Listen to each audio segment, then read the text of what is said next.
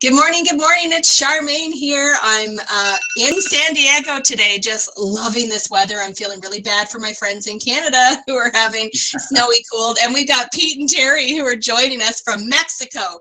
So this is great. The webinar is taking place in warm places today. We are here today for the Masterclass series, Building Global Influence Masterclass series. And I'm delighted to have our guests on with us today, Pete and Terry. They're also sponsors of the Global Influence Summit. You've heard me talk a lot about the Global Influence Summit that's coming up in San Diego next week. Oh, I'm so excited. Next week, February 18th and 19th. And actually, Pete's going to be there. So for those of you that are coming or going to be joining after today's call, masterclass, you'll be able to meet Pete there.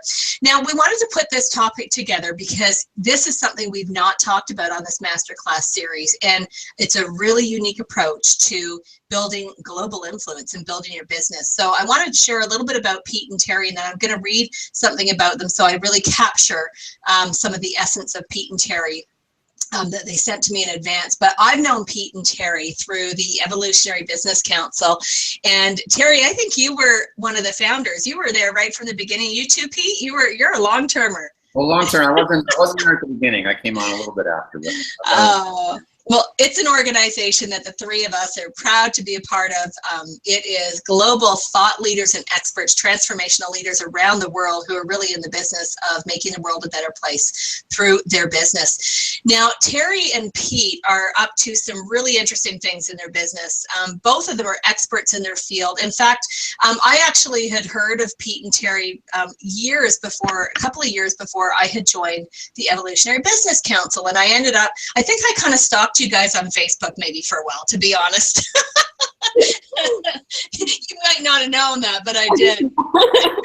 So I've kind of been in their radar for a long time. I love the work they do. And Pete is a business consultant, and he's worked with clients ranging from 1 million to 80 billion in revenue. He leads his own 7-figure consulting company, and he's worked in executive and consulting roles for a variety of companies. And Terry Levine is a business mentor to business leaders across corporate America, as well as to entrepreneurs. And she has built her own multi-million-dollar businesses, has been an executive, a coach, a consulting, and her coaching school, Comprehensive Coaching U, has trained over 5,000 coaches. Wow, Terry. So we are in really good hands with today's topic, aren't we? Now, for those of you that are joining us on the web platform, we've got a chat room. You can come in, put your questions there, your comments there. I will watch the chat room board so that as your comments and questions are coming in, I can let Pete and Terry know. We can address them right away. Also, for those of you on the chat room, you can start entering where you're listening from today and maybe what piqued your interest about this particular masterclass. We'd love to hear that. I've got some questions that came in advance that I'm also going to ask people about. So let's get busy typing in the chat room, and let me tell you what we're going to cover today.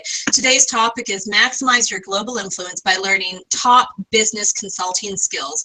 And so Pete and Terry are going to show us how to authentically land and negotiate contracts, make powerful connections, build our influence, and increase our visibility, all with your powerful, powerful presence. We've got some questions that we're going to start off with. So Pete and Terry, I just want to welcome you so much for joining the masterclass today. Thank you. We're excited to be here and be with you, Charmaine, too. This is fun. Thank you for inviting us.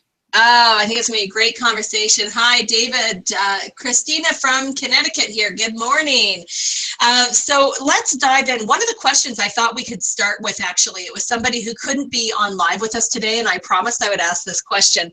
She's an author and has just started out in her business, and she had joined the webinar or the masterclass today because she was really interested in learning about consulting skills. And the question to me was, when you've not worked in the corporate world or not, she's just started her business. So the term consulting skills was brand new to her. How do you define consultant? What's that mean? So there's I'll speak and then I'll let Pete speak. We're going to get this down pretty quick. Ready to go. I think that the term consulting is a very important term, and I want to just differentiate it versus the term coach first, because I think that's really important. Coach is where you help people find their own answers, and you don't give advice and you don't give the solutions. A consultant, on the other hand, does use their expertise, does give advice and answers, and still will use some coaching to help people find their own answers and their own advice. So I'm also an author, as you know, Charmaine. And as an author, I use consulting because consulting is a higher paid skill.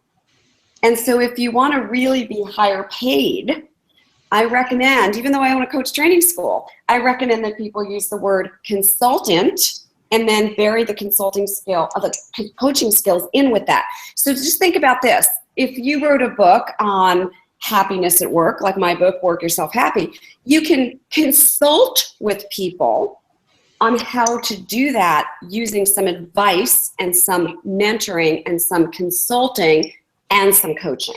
Right. Yeah, that's exactly the way to think about it. So my background in the more of the business roles and corporate environments over the decades of time in those leadership roles, I've got some skill sets that I could choose to write about in a book.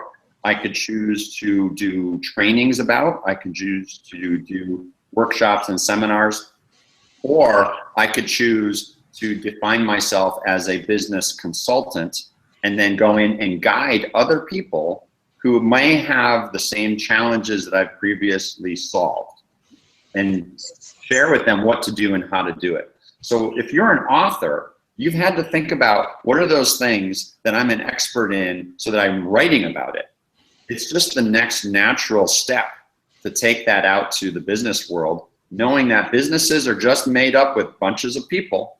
And how do you now guide the people who are running those businesses to apply what's in your head that you previously put in a book? Now you're just putting it into guiding those companies to implement what you know. Ooh, I like that. I like that. We've got a comment here from Denise. Good morning, Denise. Denise says, I need to be a powerful presence in a meeting later this morning, so I'm eagerly listening from Southern California. Well, I think you're in the right space, Denise, to get a powerful presence, because these two are great examples of that, and the information they share is really going to help. So thank you for that. Now, here's a question to start us off. When we talk about consulting, and I appreciate the descriptions you gave, why is this such a hot topic to be adding consulting to your your realm of business services? I can address that a little bit. And I'm going to, again, approach it from the coaching distinction. So I've been in the coaching field for about 20 years. And I've also been in the consulting field for a little bit more than that. Coaching became a very, I hate to use the word, but I will use it, fad. Everybody all of a sudden said, I'm a coach, and people started to use the term.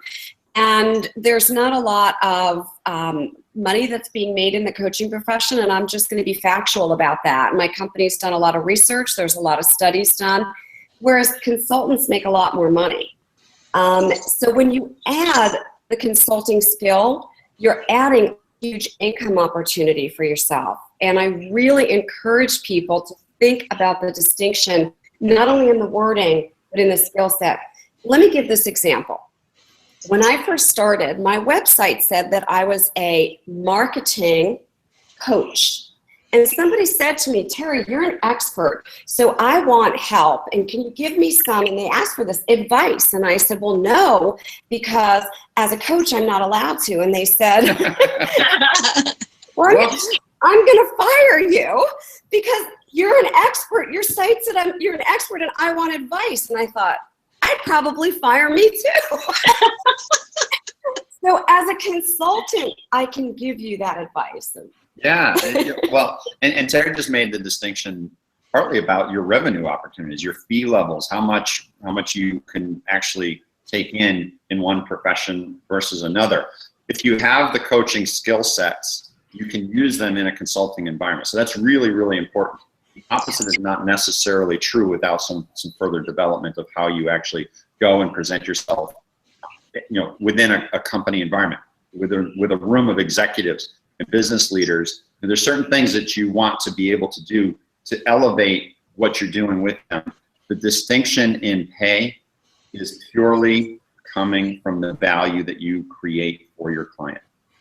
My consulting company, we go in and we help literally create millions of dollars of value in what we're doing in those consulting engagements, literally. And because it's millions of dollars of value that the business is getting, there's a fee level that's proportionate to that, as opposed to helping an individual self-discover the answers. There's value to that, but unfortunately, it's a different story. You know, it's really interesting in that I wear kind of a couple of hats. I work with a lot of authors, but primary side of my business is actually in the corporate world, teaching skills of leadership, conflict management, and communication. And initially, if I think back to when I opened my business many years ago, I opened it up to be a dispute resolution practice. I was a mediator in the corporate world. And one of the things that I found is that every time I finished a mediation in the corporate world, I was being asked for several things. Do you have a book on that? Or do you have a manual that we could actually give to people? Can you come in and train people on the skills they need so they don't have to go to mediation? And, you know, can you come in and consult with can you basically consult with our leaders and walk through some of the cases they're dealing with and help them navigate them differently? And that was so interesting for me, because at the time I was in this mindset of, I just want to mediate. I just want to help people solve problems. And I was leaving the expression leaving money on the table. But the other thing that was happening, I wasn't able to help people as much as I could when I added that other service, because, you know, I'd go in, I'd mediate, the problem was solved and everyone was happy. But nothing else changed. The team was still operating the same way. The leader was still dealing with things the same way. Relationships hadn't necessarily changed. So I love what you're talking about, creating these wraparound services, and that it's not just a revenue perspective. It's also, how can we really, really help that company and save them money? Yeah, there's this spectrum really, Charmaine, of where are you able to add value and how much credibility and expertise do you have, all wrap into how you can directly get some bottom line, top line revenue or bottom line profit improvement.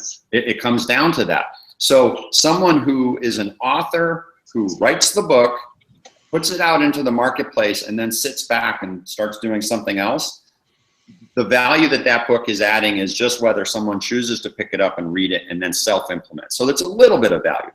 Someone who's a trainer, now I don't want to, there's a wide range of trainers, but there are some trainers out there whose job is training. They say, I have the skill of standing up in front of a room of people. I can train any PowerPoint deck. What PowerPoint do you want me to train tomorrow? They'll take the deck and they do a great job with it, and then they go away. You know, so we've all seen those training companies before. That's a lower level of expertise than someone who actually has their own content, and they're now going out and teaching people that content and teaching people to deliver. So the value chain is kind of going up the ladder here. Speakers, same thing. People can inspire you to take action in a 90-minute or a 60-minute keynote, and there's some value to that. But what if on any of those touch points, the author, the lower level executing trainer, or the higher level trainer it's their material and they're passionate about it, and then the speaker, what if you then had the opportunity to answer the question when the client asks, that was amazing, can you come in and share with us how to do this? Can you guide us through? Can you help us to implement? And when you're able to do that, then everything begins to change. It's exactly what you said about the mediating.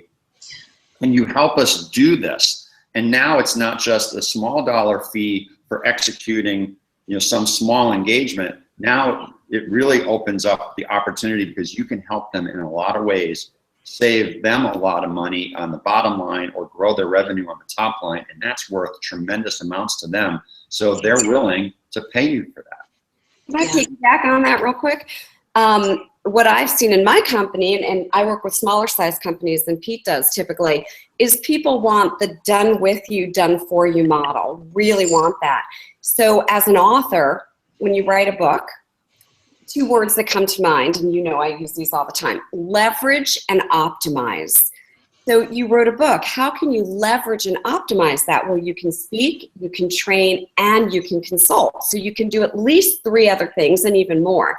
The biggest thing that I find is the consulting. People will say, okay, I read your book, now help me with it. Help me do something with it. I want to take action. We are both reading the same book right now, and it's a great book for our business. And we're saying, okay, now we want to do something with it. Most likely we're going to call the person who wrote the book and say, help us implement this in our business. So no matter what your book is, think about, how can I now really be of higher value and higher influence? Because you don't just write a book so somebody reads it. You want to influence and serve more people with your book, and that's how you get paid more also. So it's not just about payment. It really is about how can you affect and serve more people. Right. Yeah, beautiful. You know, it's interesting when because I don't mediate anymore, I gave that up about 12 years ago. And part of what happened in that shift, you've both just described it. When I was a mediator, it really was I'm going to call it a one-to-one conversation. I worked with those 2 or 3 or 10 people that were in a conflict, and it was a contained conversation. So my ability to implement big change was contained to basically those people in the room. And as soon as I was able to add on consulting, some mentoring around conflict, some different services around training and speaking, what actually happened is that side of my business became so busy that the mediating, I just hired people to do it for me then. So my business grew, and I got to jump in with both feet to what I absolutely love doing, which was consulting and speaking. And then, but what I didn't notice till years later, maybe I'm a slow learner, I'm not sure, but years later I thought, well, that was a cool shift, because now I have the ability to help so many more people and share a message in a much wider way than if I'm just working with 2 people in a room. So it sounds like what you're saying is, when you think about consulting and adding that to the array of services that you offer in your business, it gives you great potential to impact change in a big way outside of just the people you're working with directly. Absolutely. That's a key critical point. Yeah, so you're talking about influence, and how do you get more influence? And you can influence a lot of individuals with what you know and what you put out there. If you can get into a company where there's 1,000 employees or bigger than that even, and you can start changing the way that they think, change the way that they play the game of their business. We talk about the game of life. Well, there's the game of business too, because our lives, we're people and we interact in a company. I had a client conversation just 2 days ago before flying down here. And one of their core values has to do with getting everybody's needs met. Well, wait a minute here. We've got hundreds and hundreds of employees. The shop floor operator who runs a machine, is this person getting his needs met here? I mean, that's a revolutionary question to ask. Yes. So if you can have hundreds or thousands of people in your business, because of what you're doing in the world, you have your products and services that you sell, and the company needs to create a profit and thrive. Well, you're employing people, and you have customers and other stakeholders who rely on you. How many lives can you change by what you do? So if you can do that better, you can reach more people. Absolutely. There's another unfortunate reality, which is there's a lot of companies that are struggling. And if they don't fix whatever their challenges are, they may not be here in a year or a couple of years. And maybe it's a slow death, right? But the idea of, there may be some strategies that they've put in place and some styles that they've chosen to operate that they haven't kept up, and they're falling behind, and there's some new competitor that's coming in and taking over their market share. They could ruin a whole bunch of lives if they don't do some things differently very, very, very quickly. So a lot of consulting is recognizing this and helping to fix big problems that will, essentially, if not fixed, they'll, if not lose the business altogether, their market share will go down. They'll be downsizing. And these are harsh realities. This is what happens in the business world. You could be a 10-person company, and if you have to let 2 people go, 20% reduction because your revenue's down. I mean, these people, you probably lived with them for a long time. Oh my goodness. So this is why you can influence through consulting, by impacting all of these lives for tons of people. So that's connecting it back to what you're so passionate about with the influence. It's really, I love that connect. So here's a question that I know people are dying to have answered. So they're excited about the possibility of adding consulting to the services they're currently offering. Maybe they're in a new business and this is going to help them direct where their business goes. What do they need to think about? Like, how would even someone take that first step to implement consulting as one of their business revenue arms? Well, I think the first suggestion is to think about what your expertise is.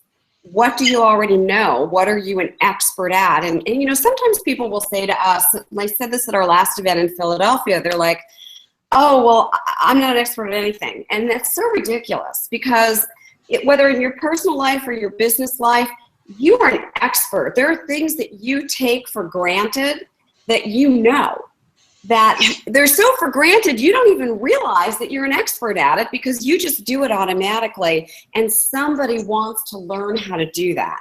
So the first thing we suggest is think about what comes easily, naturally, effortlessly to you, because there are other people who want that skill set. That's the first place to start. Yeah. So you could think of yourself as an expert in business because you've come out of that world, or you can think of yourself as an expert in some other cool thing that you know. You have the life PhD, whether it's an actual PhD doctorate or the life experience equivalent that elevates you to expertise in something. The question to answer is, how can I apply this in a business environment? And if you can answer that question, then you can declare yourself a business consultant and then start learning how to actually create that impact. But the first point is, what is my expertise and how can I use that in a business environment? So with that broader definition, business consulting is not just limited to people who came out of business and have created some success in their previous business experiences. There's a lot of those folks, but it's broader than that. How can you apply what you are an expert in to improve a business or lots of businesses in your area of expertise? Beautiful. You know, it's an interesting conversation that you're raising. For those of you on the chat box, why don't you type in what you're an expert of? I'd love to hear what is your expertise. You might have a few items, so put them in the chat box. We interviewed Marla Tabaka the other day from Inc. magazine, and of course she's a radio host, and it was so cool. We were talking about how to pitch media, so completely different topic. And Marla, who's also a sponsor of the Global Influence Summit, was talking about remembering what you're an expert as of also in your personal world. So are there things that you've experienced, are things that you have gone through in life that because of you coming through on the other side, you're an expert in that? And it was really interesting, because I had a conversation with a colleague of mine later, and I sort of look at her as she does one certain service in a business, and that's kind of the viewpoint that I see her. And then I started thinking about, wow, but you know what? She's had some really interesting travel experiences. I think she's probably an expert in kind of solo travel. All of her travel has been alone into places I would never go alone.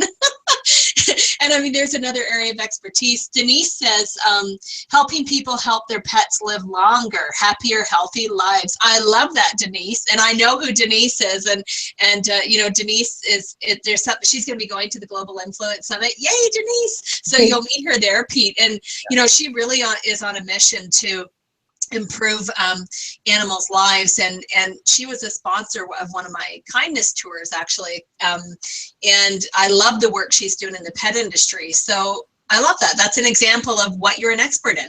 Absolutely, and that could easily be a business. Easily. That's exciting. Yeah. Well, what's cool about Denise is, and Denise, you can correct me if I'm wrong, but one of the things that where I first met Denise and she came into my radar, we belong to a group called the Women in the Pet Industry Network, because of course I have my books with our dog Toby, and we do some work with Toby. That's my pet project, the philanthropy side of our business. But I met Denise because she runs these incredible first aid classes. I had no idea that there are first aid classes for people who have pets in their family, like me, to actually learn how to do first aid on your pet.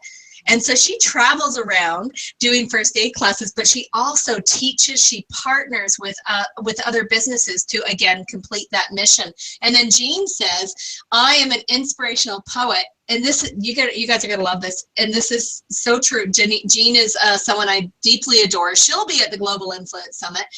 She has written a poem every morning for the last 18 years, guys. Wow. Wow. I'm trying to do the math in my head. I'm like, oh, yeah. Boy. Wow. It's a big number, right? Isn't that incredible? I just love that. She actually wrote a poem about why she's going to the Global Influence Summit and turned it into a video. It was just phenomenal. What Jean says is, how do I get an inspirational poem into the inbox of every employee in a large corporation every Monday morning? And Jean did the math for you. Over 6,000 poems. That is outrageously amazing. So Jean, a poem a day keeps the doctor away, right? Yeah, that's a good point. Pete, tell us more. Yeah, that's phenomenal. So congratulations. So let me answer your question. In the world of business, you want to, whatever it is that you're pitching needs to end up translating into benefit in some way.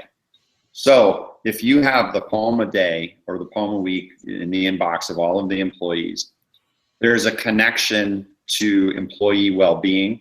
There's a connection to maybe their culture and a positivity. I don't know what the content of your poems are, but just I'm guessing that there's somewhat of a positive message in there. If you had some context about the company and what their mission is, and you could then tailor some of your writing to help them get their message out and get their employees to embrace the core values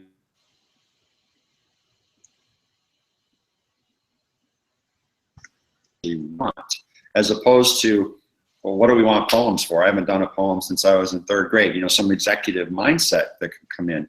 Or a business leader who's got head down, how do I get more sales? What are you talking about poems for? So if you could find the connection point and the common ground and how your poem can help, I think this is a really ripe opportunity to reinforce things that they're trying to get across to their employee base.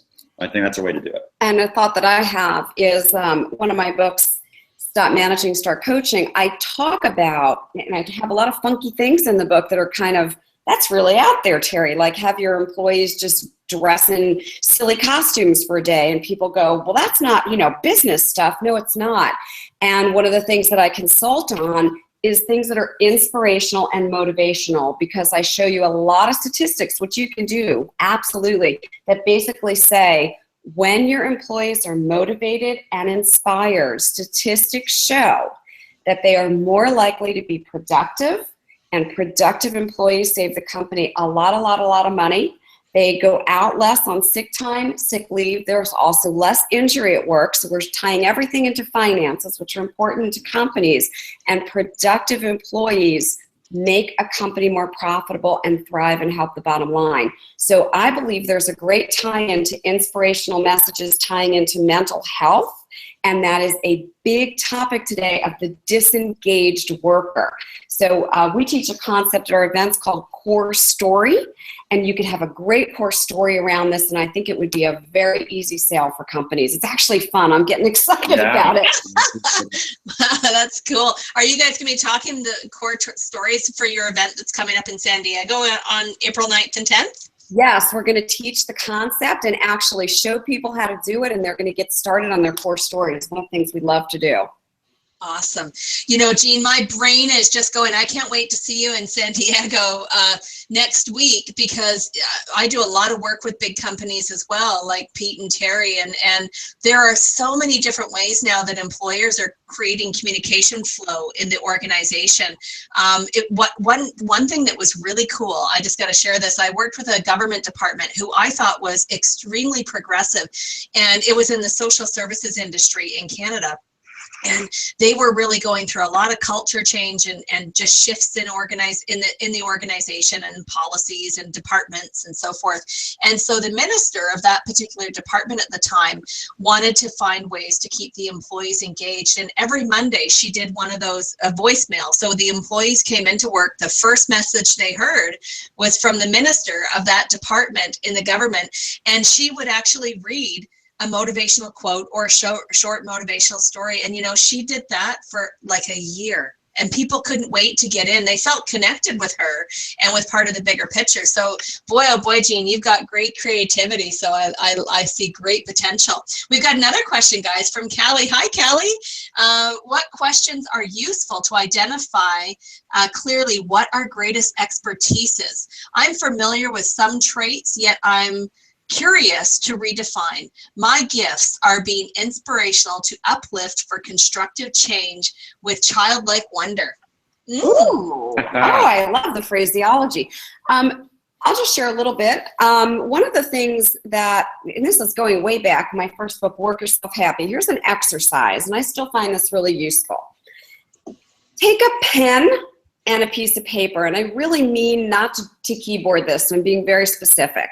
When you write, you engage both hemispheres of your brain, and when you keyboard, you don't use both hemispheres. So to be most creative, you want to write and you want to just be in flow, and don't judge what you write. Just keep writing, writing, writing, and don't judge your writing. So I want you to really go decade by decade. And for some of us, it'll be more decades. And just think, what did I enjoy during those decades? So for me, I loved Barbie dolls. And I used to be super creative with Barbie dolls. I could just come up with the most wild stories. And one of the traits that I have is I'm still very creative and I'm very inventive. So you notice a trait that you have. Then you go to the next decade and you notice these traits that you have. And as you sit back after you've done this, you circle or star or whatever you want to do, you just notice these different themes that you have. And as you see the themes, you're going to see that there's a thread that ties together. And if you're not able to do this for yourself, then you connect with someone who is a friend, family member, coach, mentor, somebody, and you say, look at this. What do you see that goes together with me? And it's going to be very crystal clear to someone. So for me, I mentioned the Barbie dolls for a specific reason. I'm still very creative. I can still tie things together and come up with stories and be very inventive, which is why I created thousands and thousands and thousands of products, because I love to create and invent. So you want to see how you have a life pattern. That's what you're really good at. That's your expertise. That's your brilliance that no one can take from you, and that's what you want to use. So was the Barbie doll your first decade or a recent decade? So that is a great exercise.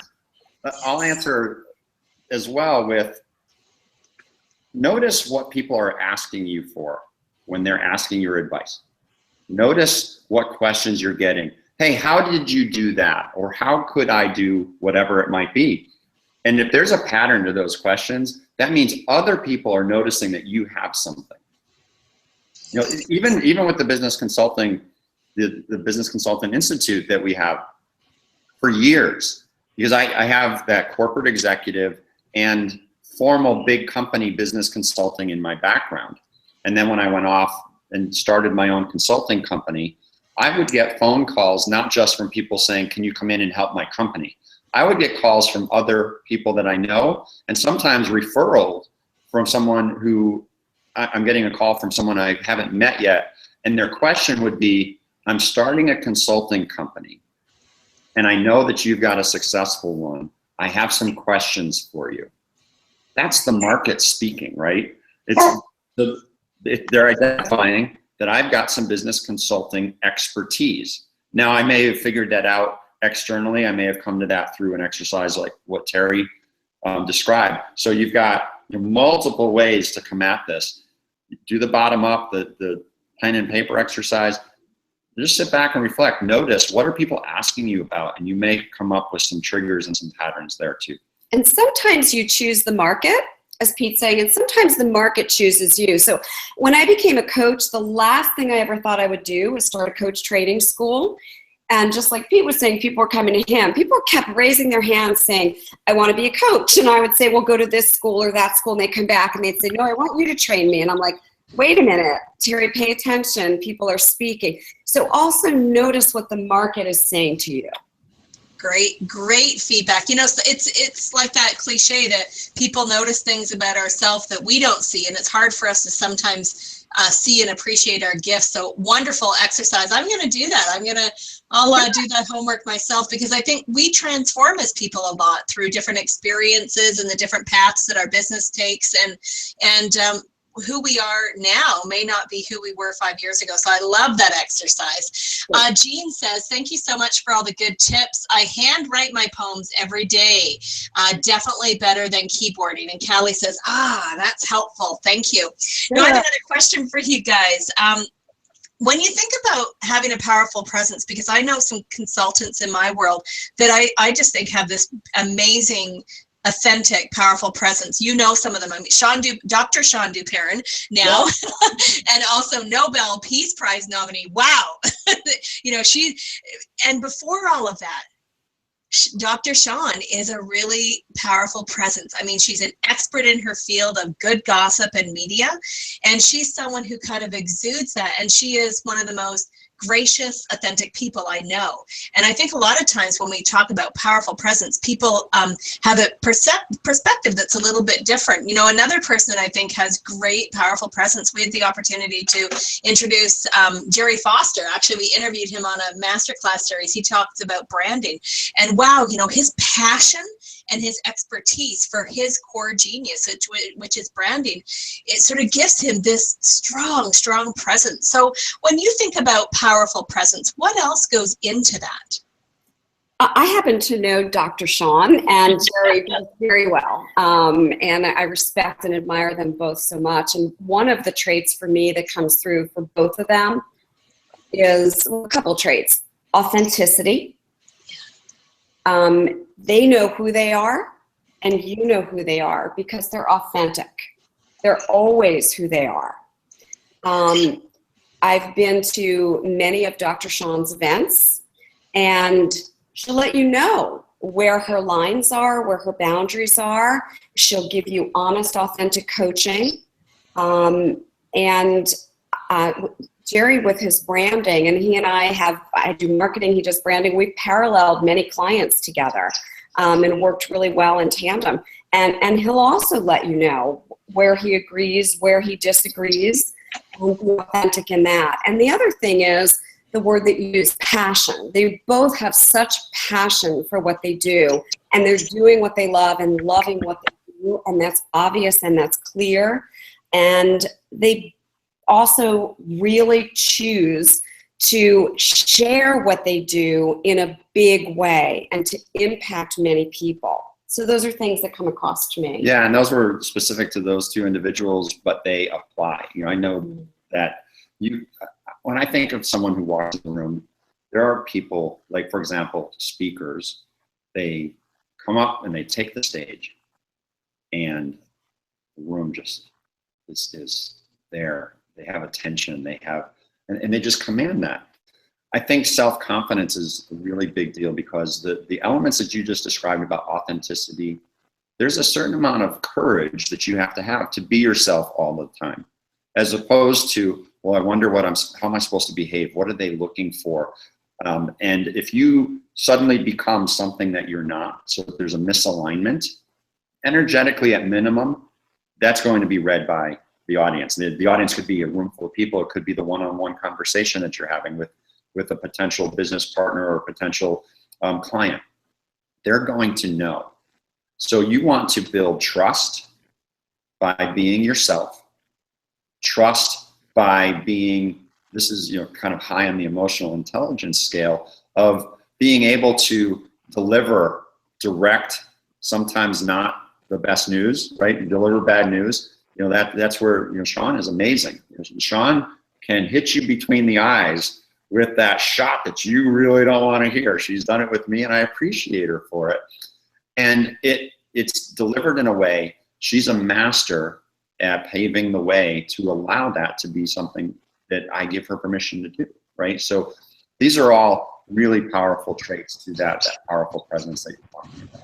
Well, I love that because when you're expanding your business or adding consulting as one of the business skills to to the mix of what you already offer. That's so important to understand the presence that you're going to be bringing to clients, because I agree that that congruence is so important for the clients. And what we want to do, I think, is what I'm gathering from both of you today, is that when we add consulting as a business skill into the mix of what we're offering, it's about building long-term relationships with clients. So it's not like the goal is to pop in, help something, and then pop out and never see them again. I'm getting a sense from you that this is where our creativity could come in. How else could we help them through consulting? How else could we be of even more service and keep that long-term relationship alive? So as a consultant, what can we do to keep that long-term relationship alive with those clients and continue to build our influence with them? One of the things that I'm always doing is I'm asking the client what's bringing value and what else would bring value, and not necessarily trying to sell my services. What else would bring you value? What else do you see? What areas do you feel need focus? Where am I helping you? Where could you use other services? I don't know if I could provide them. I tell the client right up front, but what might be helpful? Maybe I can look into other avenues for you. And myself, my company, my consultants, we keep our eyes open on everything, even areas where maybe we are not the people to be giving advice, but constantly looking at avenues and areas. So where I am right now in Mexico, I do work here as a sales and marketing consultant, not as an operations consultant. Yet I was in a marketing meeting and there were operational issues. And so I said, I just want to point out some operational things that I'm seeing, because they're affecting the marketing side. They really do work hand in hand. And all of a sudden that led the next day to meeting with the vice president of operations and then being asked, well, could your company help with these areas? I wasn't pitching my services. I mean, I wasn't even here trying to get that part of the contract.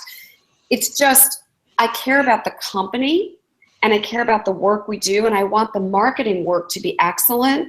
And so I need to be aware, and so does my company. So it's being aware, it's caring about the project and your customer, and that's where I really believe being authentic and delivering the best value and always having open communication with the client allows for the long-term projects to develop. Yeah.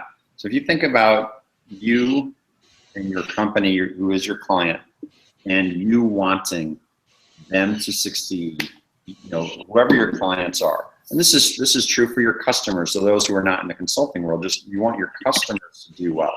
So in the consulting environment, love them, want to see them succeed.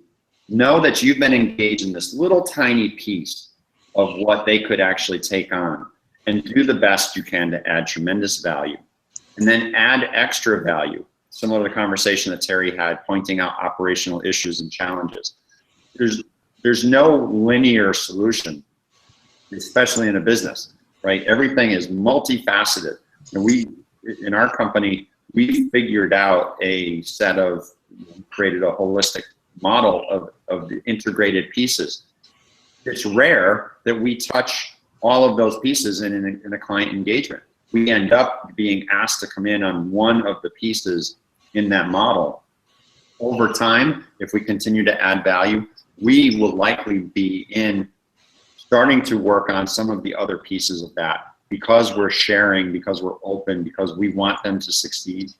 And in the end, continuing to add value way over and above what they're paying you, they're going to continue to ask you for your help.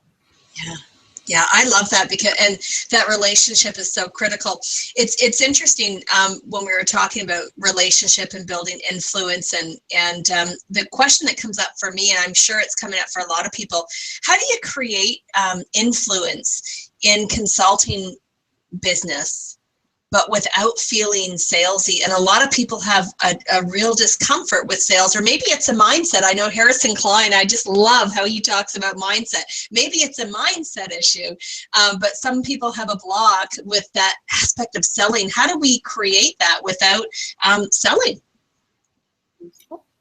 Well, I think it's about value. It's about what can we really do to help you and understand who they are, what they want. Terry's questions about what are we doing that's adding value? What else could we do? Well, it's also sitting back and understanding what are the business issues and challenges, because ultimately these are business leaders who are running their companies, running their departments, running whatever. If you have a big $1 billion+ company, you might be working with a relatively small division. If it's a small company, you're probably working with the owner, and they have things that are driving them crazy.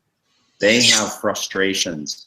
They, we can't ship the product on time, or the suppliers are yelling at us because we aren't ordering in time to allow them to get the dates that we need to hit, or we have quality problems, or we have these service issues, and whatever they are. We have employee issues.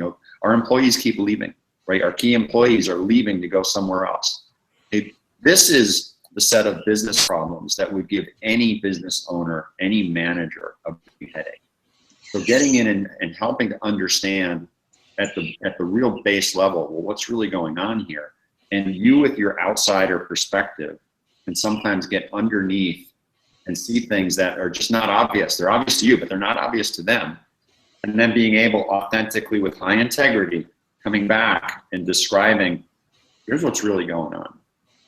Here's what I think we need to address. And then building the trust that then allows you to be the one that they tap on the shoulder to go help.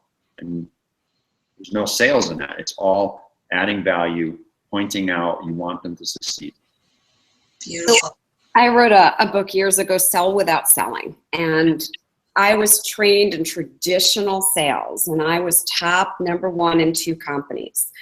And the word sell became a really dirty word for me, because I would sell and be #1 in a company, and I would go home and I would throw up. And that's really 100% true, because I really understood that I just knew how to sell. I knew all the closes, I memorized them, and I felt like I manipulated people. So my philosophy is this: if I believe in what I have and that it matches what a person needs, and that I'm creating value for someone, and that I'm not manipulating, but I'm making an offer, then the word sell is a beautiful word, because it's just serve. And this is what I think.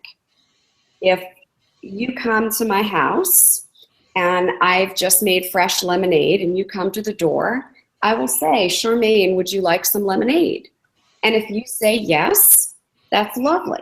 And if you say no, I won't go in my head and go, oh my gosh, she's rejecting me. Charmaine doesn't like me. I will say, maybe she's not thirsty. Maybe she doesn't like lemon. It doesn't matter. And I won't overcome that objection. So all I do is go, I have something that I think is valuable. I'm not going to selfishly hold it to myself. I'm going to offer it. And that's how I think of sales. Just make sure that what you have is valuable, and only offer it when you believe it's a fit, but certainly don't hold it back from people. That's how I think of it. Beautiful. Yeah, it's interesting, because I talk to so many entrepreneurs, even as we've been doing the masterclass series. That's been a question that's come up in a variety of different topics for the masterclasses, that people, we create a mindset, whatever it is, a discomfort picking up the phone to phone somebody. That came up on, I can't remember which class, but somebody had said, they go to great lengths to procrastinate from picking up the phone, and they feel much more comfortable with email.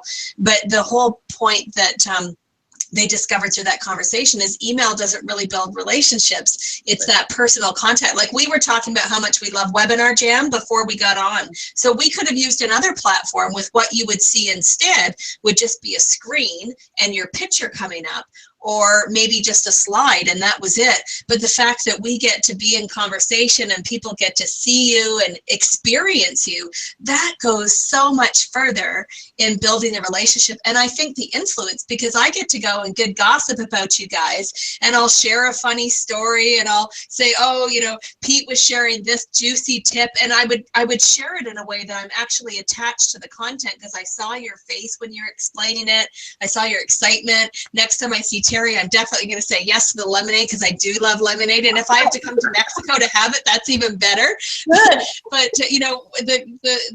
what I'm hearing too is that sometimes we get in our own way, and if we're getting in our own way, we're going to get in the client's way. Is that a fair statement? Definitely, 100% true. And it's not really fair to the client or the potential client. It's not fair.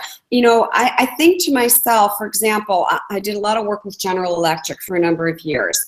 If I didn't make that first offering, I wouldn't have been able to help them. And I know the work that I did was incredibly valuable for them based upon not only their testimonials, but what I saw happen within the company.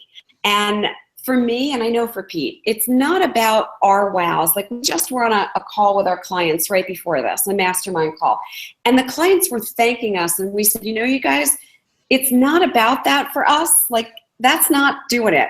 What it is for us is hearing your success. So, you know, it's nice that you're praising us, but it's so cool for us, like sitting here, just hearing your success. That's where we get our wows, you know? So it was so good for me knowing if I didn't put myself out there and make that phone call and get in with General Electric, I wouldn't have been having all those years of watching what happened for those people and the company. But more important for me, and I'm going to be, you know, very transparent because I always am, it wasn't about the company's success. It was about each individual in the company. For me, that's where my wows come from, each person in the company. Yeah.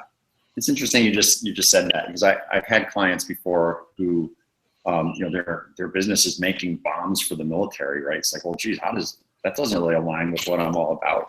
But there's people in those companies that I like and care about, and if I can help them, you know, then there's a connection point that just feels so good.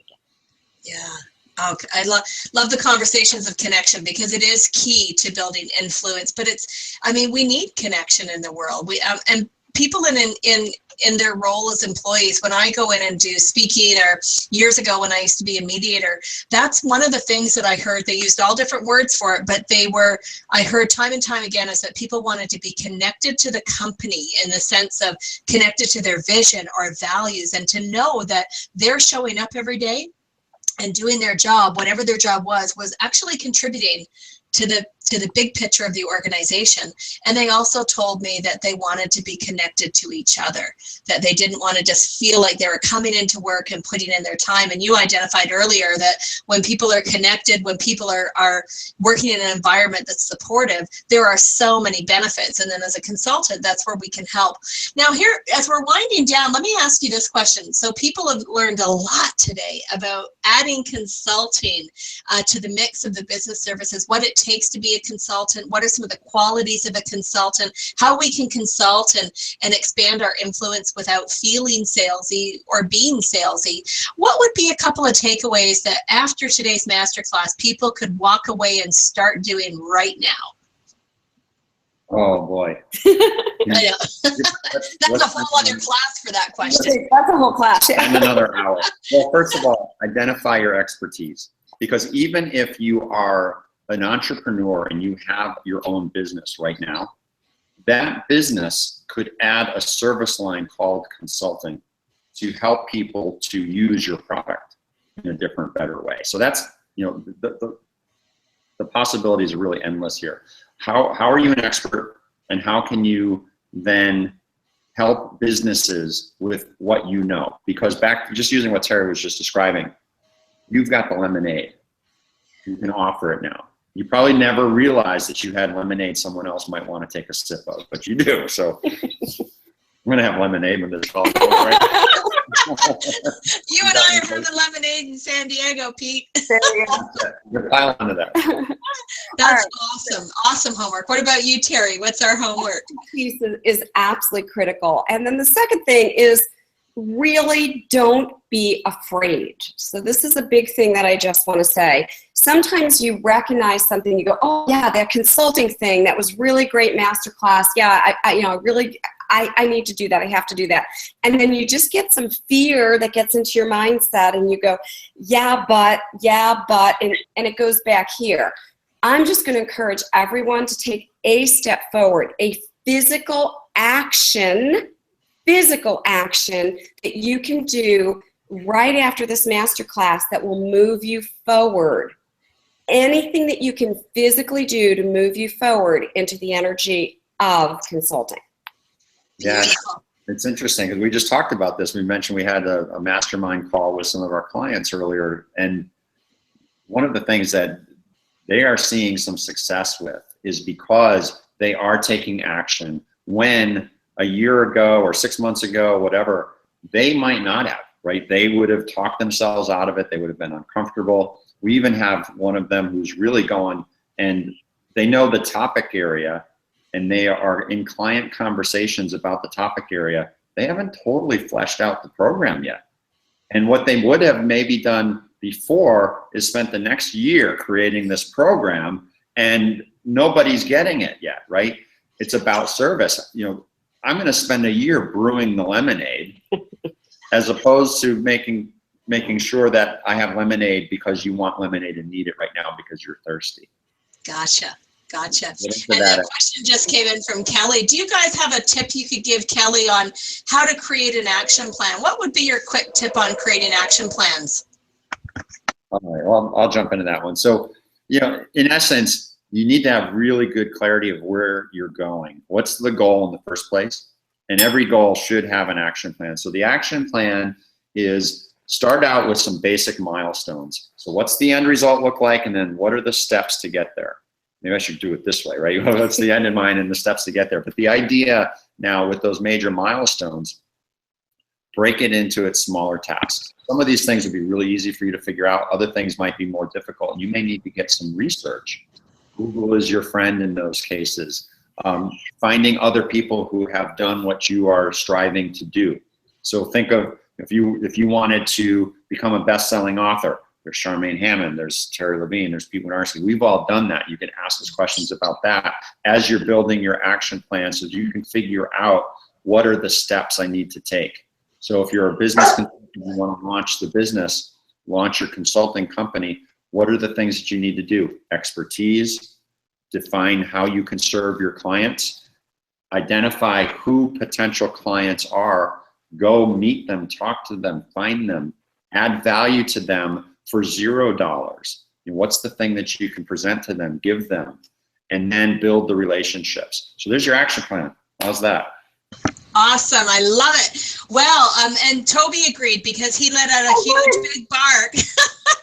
For some reason today, he's just wanting to be part of the masterclass series. So there you go. You have Toby's seal of approval, bark of approval with that content. So, hey, I wonder, can I share some lemonade with everybody? Yeah, please do. I'm thirsty. So I just love what we have talked about today, and I'm so excited to be able to continue these conversations at the Global Influence Summit. I know some of you are coming, and I'm delighted to see you there. The Global Influence Summit is next week, February 18th and 19th in beautiful San Diego. Some of our sponsors will be there. Pete will be there, and as well, 12 amazing speakers on topics of branding and marketing, influence building, internet marketing, and media. And really the goal of this two-day event is to help you transform your business and take it to whole new levels of success with information like Terry and Pete shared today. These are the kind of conversations that we're going to be having. But in the room, what's so exciting, it's not just what happens from the stage, the incredible teachings of people like Harrison Klein, Karen McGregor, Deborah Poneman, Thomas LeMaguire, Natalie Ladwell. It's also the conversations that happen in the room, the networking. Terry and Pete called it the connection building, sharing and building influence. I hope you'll go. The registration is $220, and today we have, because of our amazing sponsors, $100 scholarship to help you with your registration. So you can press the button, register me now, or you can go to Global Influence Summit. But I really hope that we'll see you there. And Pete, I can't wait to see you. And Terry, we'll be good gossiping about you. Okay, good. I'm sorry I won't be there. I know. And for those of you who are listening, come say hi to me. Tap me on the shoulder. I'll be there. I do want to meet you. Beautiful. Go and tell Pete you were on the masterclass or you listened to it later. It's how we build connections. It's how we can advance our business. Guys, I just want to thank you both for being with us from Mexico today. This information you shared was so rich. and you've given me tons of homework, which I love about you both.